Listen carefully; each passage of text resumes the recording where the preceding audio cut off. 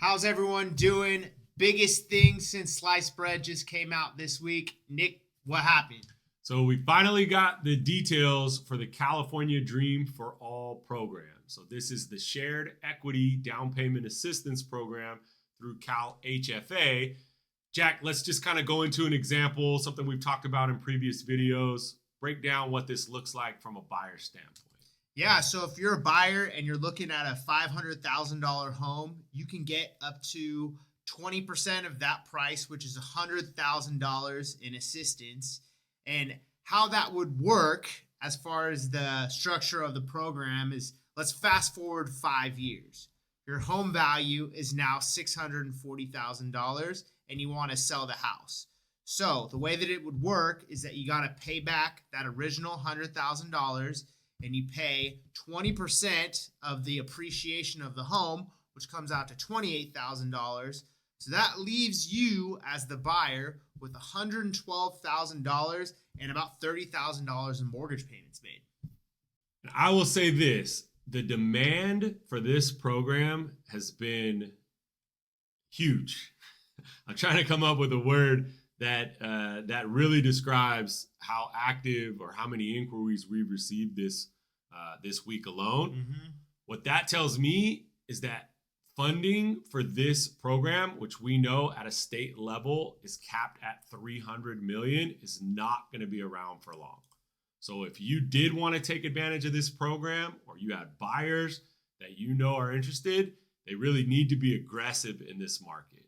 Now, we had touched on a lot of it on an overview basis, but there were some little details that we picked up this week when it finally got officially rolled out. What were some of your biggest takeaways? Yeah, so my personal biggest takeaway, first off, was that they're allowing one free refinance. And that first refinance, you're not obligated to pay back the 20% or the 20% appreciation. So that's huge, especially going into a market where the consensus is that rates are going to begin to go down in the next 12 or so months. Second big takeaway is that you're only obligated to stay in the home for 12 months. And say you're a VA buyer, you use this program to buy your first home. Then after a year, you rent that property out, and then you go buy your second home with VA, start that real estate portfolio. But probably my biggest takeaway was that you can use the 20% down towards down payment and closing costs. I love it. Yeah, I love it. So one thing on the refinance that you talked about, mm-hmm. typically Cal HFA does not allow you to subordinate. Mm-hmm. So that's really why that was a big deal, because that's inconsistent with how they are on their normal programs, mm-hmm. which I totally agree with you. This is going to allow buyers to not necessarily be left out mm-hmm. in the future when rates are lower. The last thing you talked about, how you can use this for down payment and closing costs. Yep. I think this is huge, and not enough people are talking about this.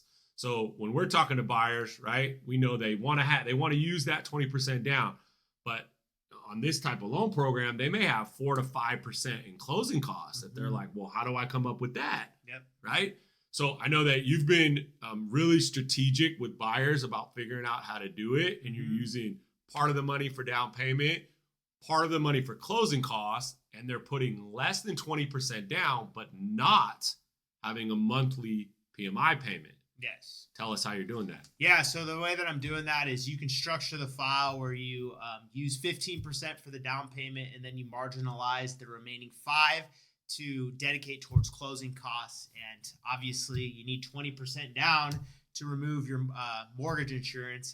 However, with the 15% down, you can use a strategy called single payment mortgage insurance, in which you pay your mortgage insurance off through closing in one lump sum.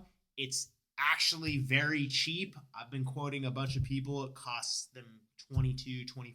I've seen even less, depending on your price point. And remember, this is essentially you just buying out the mortgage insurance. You can still pay the monthly amount if you want as well, right? Mm-hmm. But depending on your credit score, your debt to income ratio, and your loan amount, it's pretty affordable, right? To lump into that strategy. And remember, you're still using that same down payment assistance funds, that same source of that 20% to get you into that house. So we've seen a lot of people be really happy with their monthly payments and literally walking in with next to nothing out of pocket to get in a home. Yep. I think this is, again, probably the biggest opportunity for certain buyers that they've had in a long, long time. Hopefully, we've created enough urgency where people are excited and want to go take advantage of it.